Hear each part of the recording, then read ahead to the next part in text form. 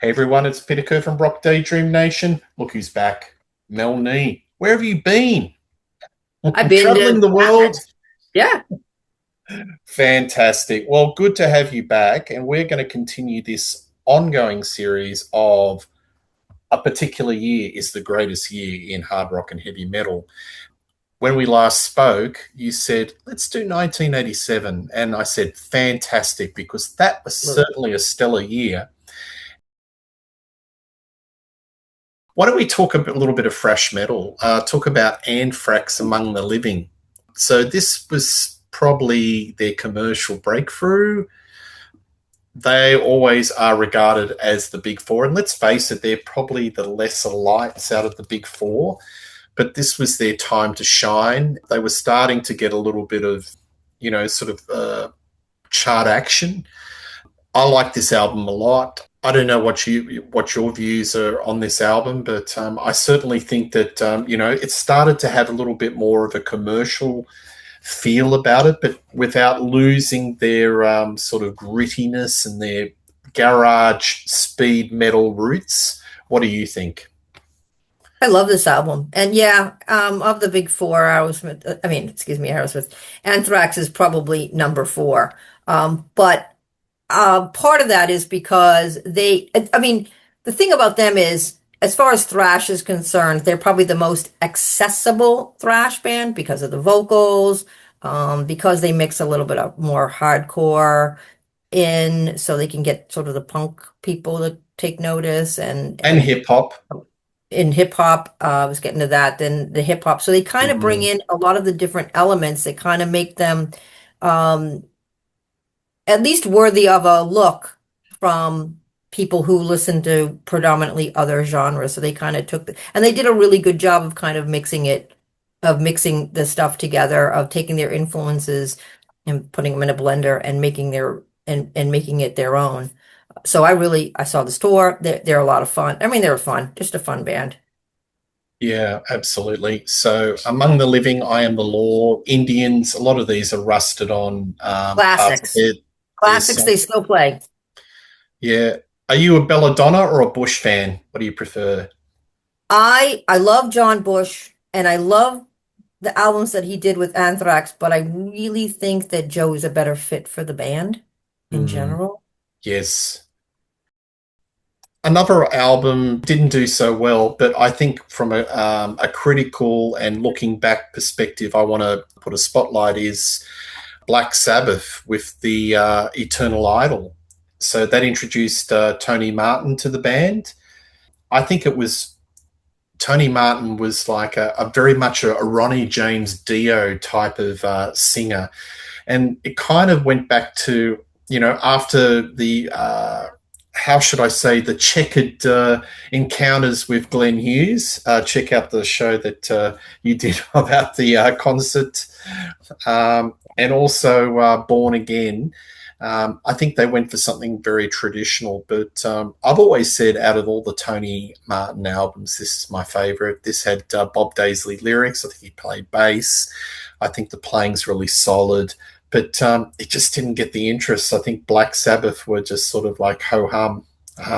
But I want to shout it out because I think it was an outstanding album in 1987. What did you think of the Eternal Idol? I did think it was an outstanding album. I remember when this album came out and everybody was kind of like, this guy, he's kind of dollar store Ronnie James Dio. And he Mm, does have sort of a Dio-esque thing going on, but I really love his voice. I think he tried really hard. I think Tony Martin in Black Sabbath era reminds me very much of the Blaze Bailey era in Iron Maiden. He tried really hard, but wasn't really a good fit. Um, there's some really good stuff on this album. I mean, Tony Iommi can still play guitar. It's a solid album, and they had a solid run with Tony, in my opinion. I, I I I mean, I think that Black Sabbath kind of became passe in the in the wider world, I guess you would say. They were considered old school or whatever, where everybody was kind of chasing shiny objects. But for old people, or not old people because I was young at the time, but for people of older fans of older bands, we definitely checked this out. And it was polarizing. You either loved it or you hate it. There didn't seem to be a middle ground for this. A lot of people at the time were like, it's rubbish. And other people were like, this is great. Yeah, I bet Tony was relieved that at least he had a singer, that there was a bit of stability after Yeah. the Glenn Hughes era, or the sort of Rocks and Diamonds Born Again stint with Ian Gillan. The next one is a little bit of a personal favourite of mine, which this is a band that I've grown to love over the last couple of years, and it's probably because of my interview encounters with Alan Niven, who it's probably, you'd have to say, the Samvali, the mentor of this band, and that's Great White with Once Bitten. I love this album. Yeah, I think this was their breakthrough album, and it really shines a light on the wonderful vocalist Jack Russell. Rock Me is just an absolute stone cold classic, and I know it went platinum, or maybe double platinum. It's probably pushing, but it should have done a lot more. But love this album. Great White. Do you like this one? I did. I did really like this album. And you're right, that song Rock Me was like all over. Very popular Mhm. song. Another stripper song. Very popular song and just it did catapult them. It did kind of put them in the limelight. And rightfully so. I thought that they deserved it. They kind of like had been kind of slogging it out for a while, so it was nice to see that they were able to get some reward. And then, of course, Absolutely. the companion piece is Once Bitten, Twice Shy. Yeah. Well, I like this album a little bit more, and I think this really mines that wonderful sort of homage to the 70s bluesy rock with a little bit of Zeppelin, because Robert Plant famously said that Jack White did a Robert Plant better than a Robert Plant. Yes. There you go. That's high praise High indeed. praise. Yeah. High praise indeed. All right, the next one I want to do is Faster Pussycat. I love this album. I think it's a great little debut, and I think this is a kind of a companion piece to Guns N' Roses. Didn't really set the world on fire commercially, but it's one that I'd like to spotlight because I think it's a little nugget, it's a little gem. And this band was very much in the Hollywood, in that sort of LA Sunset Strip. The songs are kind of got this punkish, bratish brutality about it.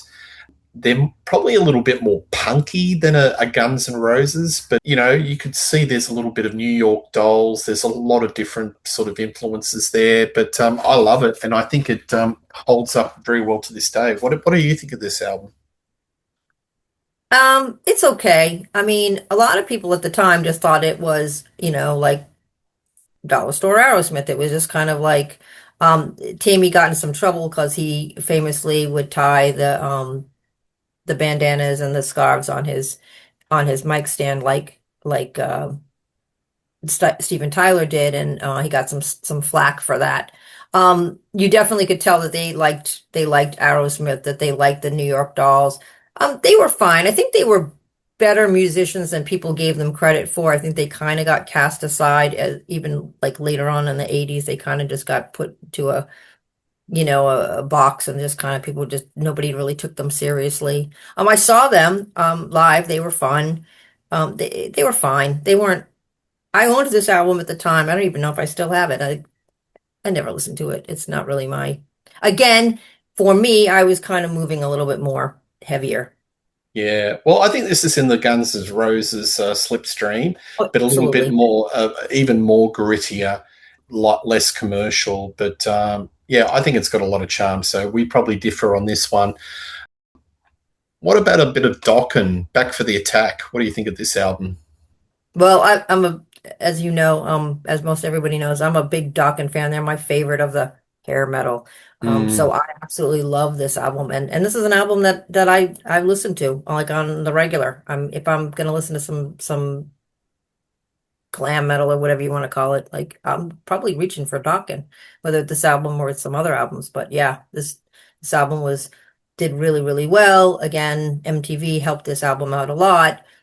And it fits into the same vein as, your uh your White Snakes and your Def Leppards, in that it's, it's accessible to the average person, and the And metalhead still good find something songs. like, Just good, yeah, yeah, just good, catchy catchy, good earworm. songs. They have a guitar hero. They have a vocalist, a solid vocalist. So yeah, I mean, they had it all. They had the package. Yeah, absolutely. I think this is the end for them. I think this is the last of the decent Yeah, albums that I go to. Look, I'm probably a tooth and nail guy, but me too. I do appreciate the subsequent albums. But I think this is the last one in the 80s. I think the albums after this were a little bit of a diminishing returns. But yeah, I agree with everything you say. And they should have been much bigger. If not, maybe for they were airing their dirty laundry in public. Yeah, Probably, they were such probably a dysfunctional not a good family, look. Not a good No. look. What about Metallica, the $5.98 EP Garage Days revisited? Did you get this one? I love this. I still listen to it. I have my OG when it was 5.98. I love this. I love this. Every song, love this. It's just fun. It's Doesn't outstay its welcome. 25 minutes. no, it's Diamond Head, in and Holocaust, out. Killing Joke, It's Budgie, Misfits. Yeah, it's so good. And because I'm similar age to them, I kind of grew up with all the same stuff that they grew up with. So this is going down memory lane for me as well. So yeah, no, I love this album. I think my favorite course, my favorite song on this is Crash Course in Brain Surgery or Budgie. And anything to, give these bands recognition. Um, 100%. I like this better than when they did the Garage Days, the double album that they Yeah. brought out in the 90s. I like this Yeah, one much, much better. this one was more organic. This was more, the other one Mm, was, like they kind of sat down and said, all right, we're going to expand this and we're going to, this one was more young musicians playing homage to the people that influenced them. So yeah, I mean, 100%. It wasn't a money grab or anything like that. It was just a fun yep, album they did, and it came yep, across that way. absolutely. Ozzy Osbourne tribute. I've got to put a shout out to this one, even though it's the Randy Rhoads, but this one sold really well. I think for a brief moment in time, he might have been competing with himself. Whatever album, I think this hit number three.